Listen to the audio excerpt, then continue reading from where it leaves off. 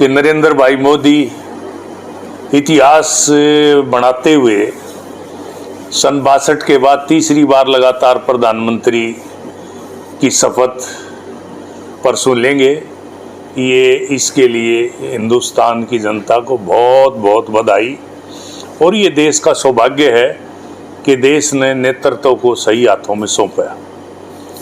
और दुर्भाग्य इस बात का कि जो वोट रोहतक लोकसभा में कांग्रेस को दी, वो वोट ना मतदाता जिसने वोट दी उसके काम आई, ना वो हल्के के काम आई, ना वो रोहतक लोकसभा के काम आई, ना हरियाणा प्रदेश के काम आई। वो वोट अगर काम आई तो केवल और केवल राहुल गांधी को विपक्ष का नेता बनाने के काम आई, कार और कोठी दिलाने के काम आई। अब 5 साल ये जो इलाका है रोहतक का लोकसभा, ये सत्ता में भागीदारी से वंचित कर दिया। अगर यही वोट बीजेपी को दी जाती तो ये वोट डॉक्टर अरविंद शर्मा के माध्यम से नरेंद्र भाई मोदी के पास पहुंचती और ये वोट देश के काम आती। आज जिस तरह का वातावरण बढ़ाया गया, ठीक वही वातावरण था जो किसान आंदोलन में कानून के खिलाफ झूठ फैलाया गया। कानून लागू ने उससे पहले उसके परिणाम बता दिए कि गेहूं अडानी की तजूरी में बंद हो जाएंगे, ये हो जाएगा, वो हो जाएगा। इस तरह का वातावरण जो बनाया गया, इसी तरह का वातावरण जाट आरक्षण के नाम पर बनाया गया था। इसी तरह का वातावरण अब बढ़ाया गया, एक आडंबर रचाया गया, एक झूठ का पुलिंदा लिया गया। और जो दुर्भाग्य इस देश का, जो विपक्ष का नेता होने जा रहा है राहुल गांधी, वो संविधान की एक छोटी सी किताब लिए घूम रहा है। संविधान खतरे में है, आरक्षण खत्म कर देंगे, ये कर देंगे, वो कर देंगे, संविधान खत्म कर देंगे, प्रजातंत्र को खतरा है, इसको खतरा है, उसको खतरा है। ये इस तरह की वातावरण देश में बनाया गया। और ये सारे का सारा खेल राहुल गांधी का नहीं, ये सारा खेल मैं पहले भी कहा था किसान आंदोलन के टाइम में, ये पूरी तरह से साजिश अमेरिका की, सोशल मीडिया, अमेरिका की साजिश, अमेरिका का प्रचार तंत्र पूरा लगा हुआ था इस काम पर, किसी तरह से मोदी को रोको। और वो प्रमाण जो है केजरीवाल ने दे दिया। केजरीवाल से पूछा कि गठबंधन आगे, बोले ये केवल 4 जून तक का गठबंधन था मोदी को रोकने के लिए। यही मकसद अमेरिका का था, यही इन विपक्षी दलों का था। और आज एक और झूठ फैलाया जा रहा है, 33 दल मिलके इंडी गठबंधन ने 232 सीट ले पाया, केवल इतनी भी नहीं ले पाया जितनी अकेली भारतीय जनता पार्टी ने 240 मार लिया। हमने जो है बहुत बड़ी जो है जीत हासिल कर दी, हमने मोदी को रोक दिया। कहाँ रोक दिया? मोदी जी तो 9 तारीख को शपथ ले रहे हैं और 5 साल देश पर राज करेंगे और देश के लिए काम करेंगे और दुनिया में हिंदुस्तान का डंका फहराएंगे। मैंने पहले एक बात कही थी चुनाव के दौरान में, मैंने कहा था कि आज सवाल इस बात का नहीं कि एमपी कौन बने, आज सवाल इस बात का है कि जो उथल पुथल है दुनिया में, जो हालात हैं वर्ल्ड वार के, ऐसे वातावरण में मोदी जैसा नेता दुनिया के लिए भी जरूरी है, हिंदुस्तान के लिए तो जरूरी है। ये वर्ल्ड वार को आज दुनिया में कोई रोक सकता है तो नरेंद्र मोदी रोक सकता है, और देश को बचा सकता है तो नरेंद्र मोदी बचा सकता है। ये बात हमने कही, लेकिन लोगों ने इस चुनाव को जात पात पे ले लिया, दूसरे बातों पे ले लिया। और जो देश को जिन मुद्दों के लिए चुनाव होना चाहिए था, उन मुद्दों से लोगों को भटकाया गया, झूठ फैलाया गया।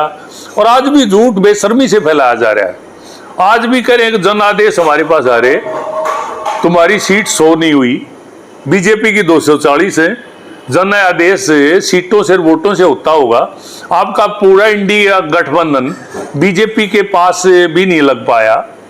और जो एनडीए का गठबंधन, जो शुरू से गठबंधन, चुनाव से पहले का गठबंधन है, 293 सीटें हैं, 10 इंडिपेंडेंटों ने समर्थन दे दिया, 303। और दूसरी ओर पार्टियां इंडी गठबंधन की 2, 4, 6 महीने में आप देखना ये 350 के पार जाएगी संख्या।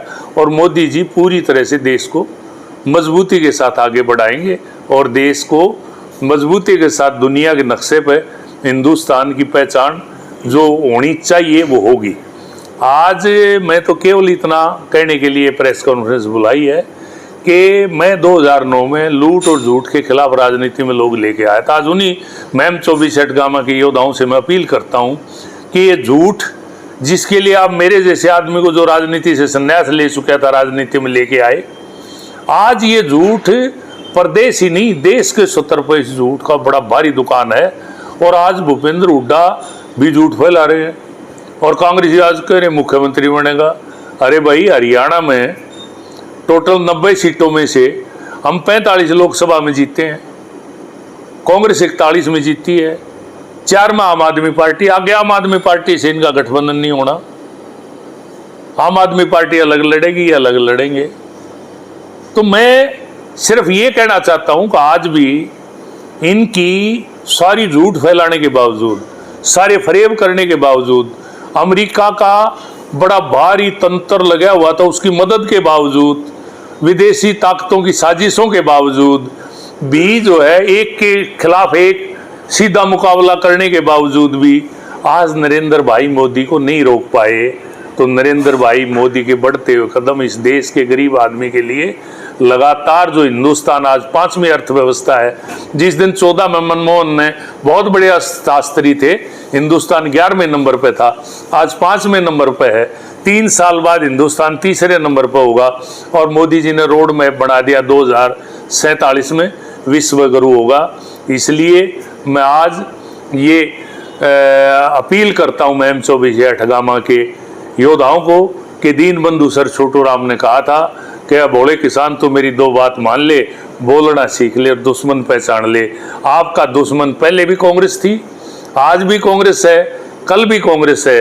ये कांग्रेस का जब तक सर्वमूल सर्वनाश नहीं होगा तब तक इस इलाके का, इस प्रदेश का और इस रोहतक जिले का भला नहीं हो सकता। इसलिए आप जागो और इस झूठ की दुकान से बाहर आओ और नरेंद्र भाई मोदी के नेतृत्व में देश को मजबूत करने में अपना सहयोग दो। आज मेरी ये अपील है मैम 24 हटगामा के योद्धाओं से। ये कि आज कितने बड़े बलंग बलांग दावे कांग्रेस की तरफ से किए जा रहे हैं। जब आप देखते हो तो आज 45 सीटों पे बीजेपी जीती हुई है, जिनमें एक सीट तो 2 वोटों की कोसड़ी है। कोसड़ी तो आगे हमेशा ही बीजेपी की और आगे भी बीजेपी की रहेगी। इस बार की परिस्थितियां जो थी वो आज प्रेस को मैं नहीं बताना, क्या बताऊं कि किस तरह से धन का, किस तरह से झूठ का, किस तरह से शराब का, किस तरह से गलत साधनों का पूरे हरियाणा प्रदेश के सब नेता में आगे जिस तरह का एक वातावरण बनाया गया, उस वातावरण के बावजूद भी आज 45 सीटों पर भारतीय जनता पार्टी ने अपना परचम इस चुनाव में लहराया। और आने वाले चुनाव में लोगों को समझ में आ गया कि ये झूठ की दुकान है, झूठ के अलावा इनके पास कुछ नहीं है। रोज सुबह टीवी खोलो तो कांग्रेस की झूठ सुनाई देती है, सो जाओ तो कांग्रेस की राहुल गांधी की शकल झूठ के साथ, बेशर्मी के साथ दिखाई देती है। आज जो है अगला जो चुनाव है वो भारतीय जनता पार्टी की सरकार बनेगी। मैं तो ये कहता हूँ महम के योद्धाओं को कि इस सरकार में साझा कर लो, वरना पहले की तरह होगा, सरकार में आप साझीदार हो नहीं पाओगे। आपकी पर्ची पकड़ने के लिए आपका प्रतिनिधि की हैसियत नहीं होगी। इसलिए अपने आप को मजबूत करो, अपने लिए भारतीय जनता पार्टी को मजबूत करो, क्योंकि भारतीय जनता पार्टी की सरकार तो आई, हरियाणा में 5 सीटें चली गई, उसके बावजूद नरेंद्र भाई मोदी आए। आज उड़ीसा में 20 सीटें 21 में से भारतीय जनता पार्टी को दे दी उड़ीसा की जनता ने, और स्पष्ट बहुमत की भारतीय जनता पार्टी की विधानसभा में सरकार बना दी। मैं उड़ीसा की जनता को बधाई देता हूं कि उन्होंने सशक्त नेतृत्व में अपना विश्वास व्यक्त किया। अरुणाचल प्रदेश के लोगों को बधाई देता हूं कि तीसरी बार भारतीय जनता पार्टी की सरकार बनाई। मैं आंध्र प्रदेश में एनडीए गठबंधन के चंद्रबाबू नायडू के नेतृत्व में क्लीन स्वीप किया, विधानसभा में भी और लोकसभा में भी। आज जो है जहां देखो भारतीय जनता पार्टी है, जहां गिनती करो, जहां चुनाव हो गए वहां भारतीय जनता पार्टी है। ये आखिरी कोशिश थी अमेरिका की, ये आखिरी कोशिश थी कांग्रेस की, ये आखिरी कोशिश थी इंडी गठबंधन की। इस सब के बावजूद भी मोदी जी के बढ़ते हुए कदमों को नहीं रोक पाए। ये देश का सौभाग्य है।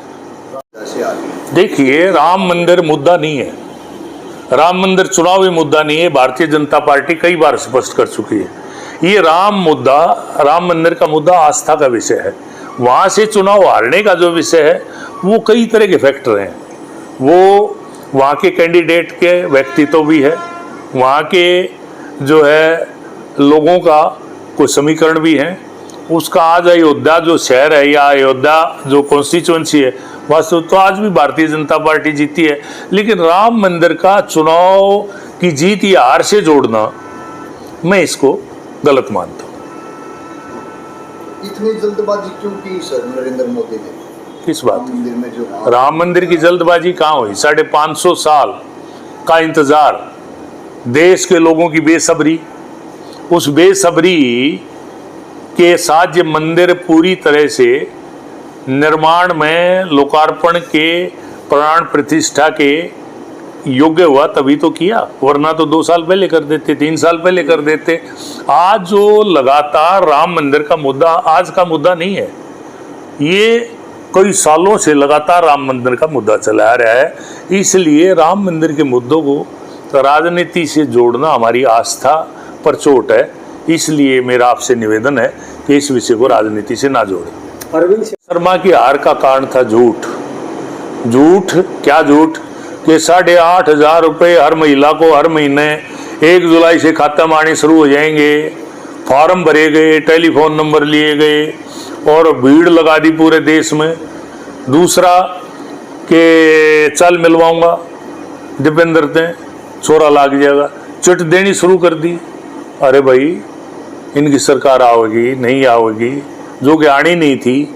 मतलब लोगों को झूठे आश्वासन, लोगों की जो मजबूरी है, लोगों की जो लाचारी है, उसका लाभ उठाया कि भाई आज बेरोजगारी है, आज लोगों में गरीब आदमी सोचता है कहीं से कोई मदद मिल जाए। उस तरह के आज वो 8,500 रुपये 1 जुलाई से ये नहीं देंगे तो क्या कांग्रेस को विधानसभा चुनाव में इसका खामियाजा नहीं भुगतना पड़ेगा? और जिन बच्चों की छाती माप लेके फीता ले लेके जो चिट दे दी दीपेंद्र को, क्या वो लोग 1 जुलाई से नौकरी की मांग नहीं करेंगे? इस तरह से तरह तरह की झूठ फैलाई गई। कहीं आरक्षण खत्म हो जाएगा, ये फैलाया गया। कहीं जो है जात पात को फैलाया गया, कहीं जो है किसी तरह के वास्ते दिए गए, किसी तरह के सारे तरीके अपनाए गए। और आज अरविंद शर्मा की जो हार है वो अरविंद शर्मा की हार नहीं है, वो इस इलाके की हार है। इस इलाके का दुर्भाग्य है कि आज अरविंद शर्मा लोकसभा में आपकी आवाज़ बन के नरेंद्र भाई मोदी के साथ खड़े दिखाई नहीं देंगे। ये दुर्भाग्य है इस इलाके का। सर भाजपा ने जिस तरह मुख्यमंत्री का चेहरा बदलना, ये कोई ऐसा नहीं है कि मनोहर लाल जी की कोई कार्यशैली या उनके कोई कार्यकाल अच्छा था, लेकिन कई बार सेंटर में अब मनोहर लाल जी को राष्ट्रीय अध्यक्ष की जिम्मेवारी भी दी जा सकती है, केंद्र में कैबिनेट में मिनिस्टर भी बनाए जा सकते हैं। और भारतीय जनता पार्टी की एक खूबसूरती है, ये एक पीढ़ी के होते हुए दूसरी पीढ़ी को ट्रेंड कर देते हैं। और ये खूबसूरती नहीं है कि आज मनोहर लाल जी जब मुख्यमंत्री निवास से निकलते हैं झोला टांग के, करनाल में किराए के मकान में रहते हैं और जितनी उनकी जमा पूंजी थी सारे की सारी प्रधानमंत्री को उसमें दे दी। आज पिछली सरकारों के कांग्रेस के मुख्यमंत्रियों का हिसाब तो लेके देखो, जहाँ से छेड़ोगे वहीं संदूक निकलेंगे नोटों के, प्रॉपर्टी के। कल ये जेल जाएंगे, परसों यहाँ शोर मचाएंगे कि नरेंद्र भाई मोदी ने राजनीतिक रंजिश की वजह से इनको जेल में भेज दिया। अरे इन लोगों को हमने 2014 से पहले इनको 2000 मुख्यमंत्री रहते हुए देखा है। मुख्यमंत्री जब बने थे उनसे पहले भी ये देखे हैं। ये कहाँ थे, इनकी आर्थिक स्थिति क्या थी, परिवार की स्थिति क्या थी, आज ये कहाँ है? करोड़ों करोड़ों की गाड़ियों में घूम रहे हैं। आज परिवार भी, रिश्तेदार भी, भाई बंद भी, सब के सब 100, 200, 500, 1000 करोड़ के हो गए। तो इनका क्या हिसाब इस देश को लेना चाहिए कि नहीं लेना चाहिए? एक तरफ तो हम चुनाव में शोर करते हैं भ्रष्टाचार भ्रष्टाचार भ्रष्टाचार, और भ्रष्टाचारियों को जब पकड़ने लगोगे तो आप कहोगे कि राजनीतिक रंजिश है। तो फिर कौन पकड़ेगा, कैसे पकड़ेंगे भ्रष्टाचारियों को। इसलिए भ्रष्टाचार का इस बार नरेंद्र भाई मोदी ने ऐलान किया है कि भ्रष्टाचार पर इन 5 सालों में और मजबूती के साथ चोट की जाएगी। सर भूपेंद्र सिंह हुड्डा बार बार कह रहे हैं कि हमारा राज आया तो 2 लाख नौकरियां देंगे, लेकिन ये एक ऐसा है जी, ऐसा है कि ये 2 लाख नौकरियां देंगे 5 साल में। यही भूपेंद्र हुड्डा जी 10 साल मुख्यमंत्री थे, इन्होंने 60,000 नौकरी दी। और मनोहर लाल जी का 2 लाख से ऊपर का आंकड़ा है। हाथ कंगन को आरसी क्या, पढ़े लिखे को फारसी क्या। आज उनको पता है उनकी सरकार नहीं आएगी। आज उनको पता था केंद्र में तुम्हारी सरकार नहीं आएगी, चाहे महिलाओं को लाख कह दो, 2 लाख कह दो, 5 लाख कह दो, उससे फर्क तो कोई पड़ना नहीं। आज वो 8,500 रुपये दे के दिखाएं, तब पता लगेगा उनकी घोषणा। उसी तरह की घोषणा है। आज किसानों को 15,000 रुपये मुआवजा दे रहे हैं। भूपेंद्र हुड्डा जी के टाइम में कितना मुआवजा था? 5,000। और पेंशन कितनी थी? 750। जाते जाते 6 महीने पहले 1,000 करी थी, आज 3,000 है। ये जो है बहुत आसान है कुछ भी कह देना, लेकिन बहुत मुश्किल है करना। आज भारतीय जनता पार्टी ने जो कहा है वो किया है, और वो प्रत्यक्ष 10 साल का जो शासन है भारतीय जनता पार्टी का और कांग्रेस का, उसकी तुलना कर लीजिए। सीधी सी बात है।